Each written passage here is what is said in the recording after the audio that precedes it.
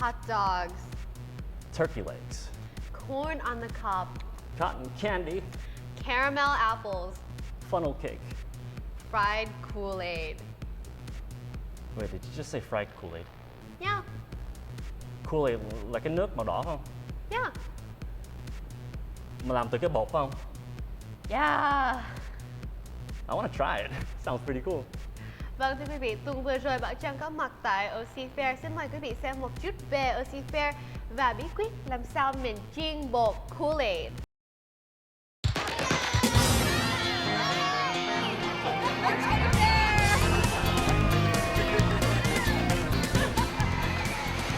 Sophie Bảo Trân xin kính chào quý khán thính giả của đài SPTN và chương trình The Top Entertainment Report. Bảo Trân đang có mặt tại hội chợ Quận Cam, đó là OC Fair. OC Fair được tổ chức hàng năm bắt đầu năm 1890. Đó là một năm ngay sau khi Quận Cam được thành lập vào năm 1889.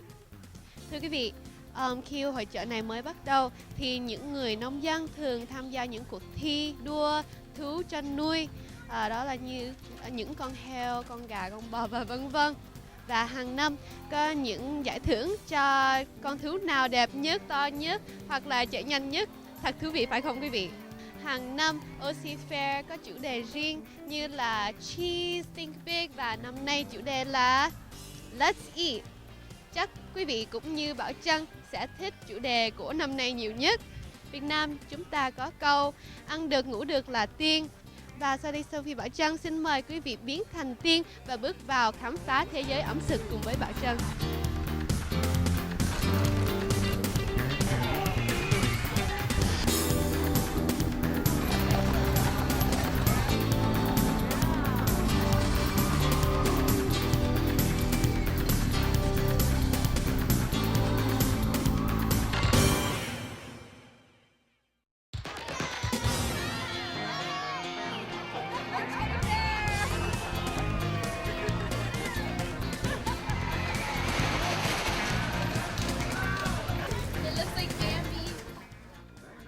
Con heo này là con heo mẹ sắp đẻ con, và phong tục của OC Fair hàng năm là đem vào những con heo mẹ như vậy và khi đẻ con ra thì lại nuôi tại OC Fair và mọi người sẽ thấy những con heo từ lúc nó mới sinh ra đến khi nó lớn lên.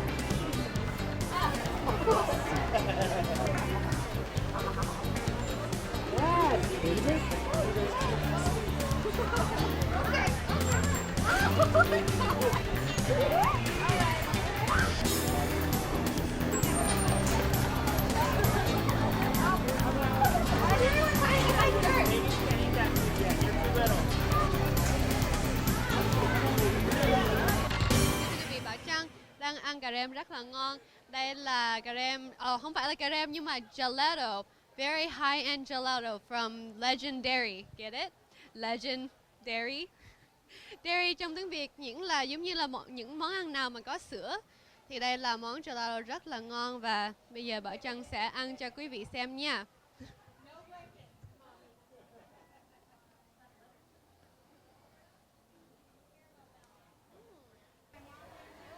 Thưa quý vị, đây là gelato rất là ngon. Gọi là Legend. Okay. Sorry. Đây là gelato rất là ngon. Quý vị có thể tìm. Okay. Thưa quý vị, Bảo Trân đang có trên cái chiếc xe truck. The Outlaw Grill là cái grill lớn nhất trong thế giới. Rất hiếm là mình được leo lên cái chiếc truck này và xem những cái grill như vậy. Nhưng mà vì hôm nay có quý khán thính giả của đài SPTN xem cho nên người ta cho mình bước vào và xem. Thơm quá. This looks good. I'm gonna taste it. Oh my god. better than McDonald's.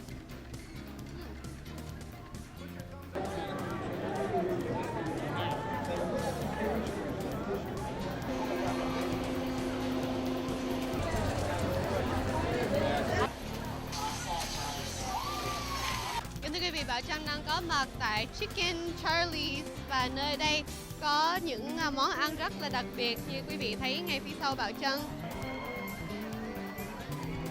So can you tell me a little bit about Chicken Charlie's? Chicken Charlie's, we fry everything here. We have all the great fried food for you at the county fair.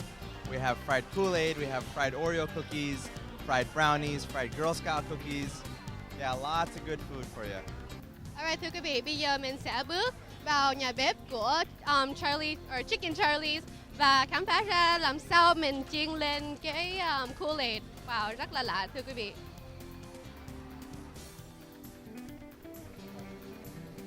Okay, watch your stuff thưa quý vị. Coi chừng. Wow, Bảo Trân chưa bao giờ được qua phía sau nhà bếp của OC Fair cả. Đây là cái Kool-Aid. Wow, that's a lot of Kool-Aid. A lot of Kool-Aid. And how long Just does for this the last? weekend. Just for the weekend. Yeah. Oh my gosh. Yeah. Oh dear. Like a day and a half. Wow. Thưa quý vị, đây là đủ Kool-Aid để cho làm cái fried Kool-Aid cho một weekend only. Và đây Fried Oreo is another Chicken Charlie favorite. We've been selling this for many years. Chicken Charlie invented the fried Oreo like 15 years ago. And it's a huge success and it's delicious, really good. wow. Yeah. Okay, đây là cái bánh Oreo như quý vị thường ăn và chấm vào sữa. Và Chicken Charlie cũng chiên cái Oreo luôn và cũng như là Thin Mints của Girl Scout cookies và wow, interesting. So you must be a very big supporter of the Girl Scouts, right? Oh yeah, we buy a lot of Girl Scout cookies from them. Em mời quý vị bước vào. Bây giờ mới là nhà bếp của Chicken Charlie. Wow, phía sau đây lớn quá. Ok, coi chừng bước đi nha quý vị. Ok, còn một bước đây nữa. Hello. Oh, it smells so good back here. Okay.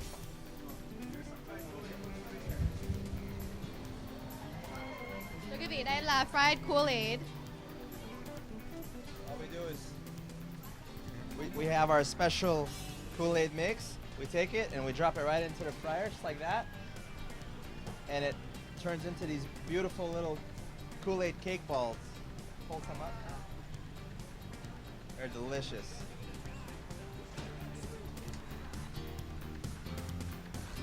Thưa quý vị, Tony đang múc những cái bột của Kool-Aid và bỏ vào rồi khi chiên lên nó trở thành mấy cái bánh fried Kool-Aid. Còn đây là Oreo.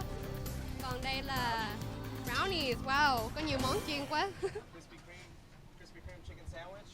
Krispy Kreme chicken sandwich. Wow. Okay. Are you ready for a fried Kool-Aid? I think I Let me hold am. that for you. Okay, all right. Dive right in. Ooh, they're hot. Okay. It looks like Bambi.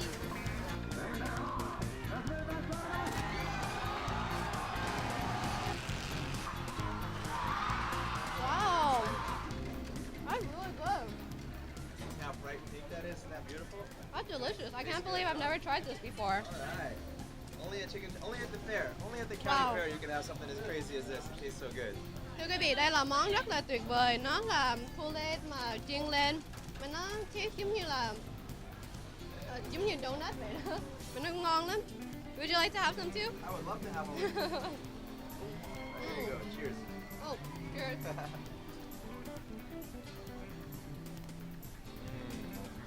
Wow.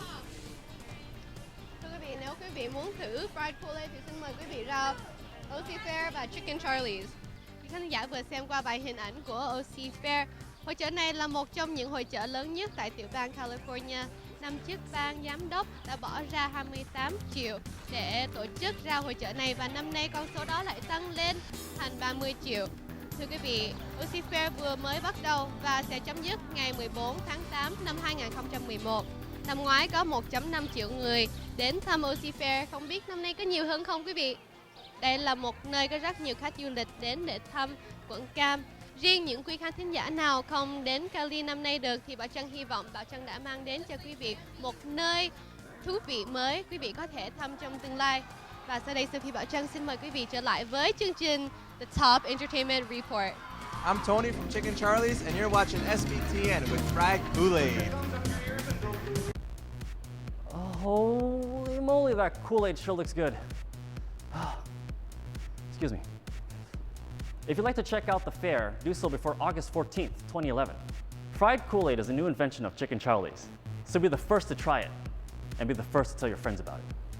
Để tiếp tục chương trình, Bảo Trân muốn cảm ơn Westminster Macy's đã bảo trợ áo đầm của Bảo Trân hôm nay. Và nếu quý vị ở Cali hay có dịp du lịch đến Cali vào ngày 23 tháng 7 năm 2011 thì xin mời quý vị ra Westminster Mall có chương trình đặc biệt của Macy's biểu diễn thời trang, trao quà, cắt tóc miễn phí và rất nhiều sinh hoạt thú vị. And for all you manly men out there, spoil that woman of yours. Whether it's your girlfriend, your mom, hi. Show them how much you care and take care of them like how they've been taking care of you. Show them that you don't need a holiday to show your appreciation. Just a Macy's extravaganza event, where you just get a lot of extra gifts and fun stuff. Và nhắc đến thời trang thì quý vị nhớ episode đầu tiên khi Bảo Trân có dịp đi OC Fashion Week không? Thưa quý vị, xin thông báo là nhân dịp ăn mừng kỷ niệm 1 năm của nhóm OC Fashion Association, nhóm sẽ tổ chức một ngày mà tất cả mọi người yêu thích thời trang và những nhà thiết kế có thể đến gặp và tự giới thiệu mình. Những nhà tạo mẫu sẽ có cơ hội trình bày những kiểu mẫu của mình tại tuần lễ thời trang kỳ sau. Nếu quý vị biết thiết kế kiểu mẫu thời trang hoặc quen ai đam mê với nghề này thì xin mời quý vị vào trang mạng www.ocfashionassociation.com để biết thêm chi tiết.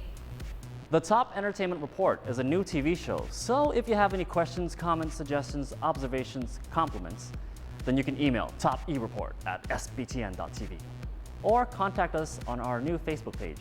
Please tune in again next week, Fridays 8:30 a.m. and 8:30 p.m. Pacific Standard Time, and Saturdays 4:30 a.m. Pacific Standard Time for the top picks of movies, music, fashion, and celebrity news. And feel free to submit any videos of your talents, or even if you have no talent, please send them in anyway, because it's probably going to be pretty funny. To TopEReport@sbtn.tv. And catch our next episode of the Top Entertainment Report, and maybe you will catch yourself on TV. Sophie Bảo Trân và Jonathan Fan xin kính chào quý vị. Hẹn gặp lại quý vị trong các chương trình kế tiếp của The Top Entertainment Report. Wow.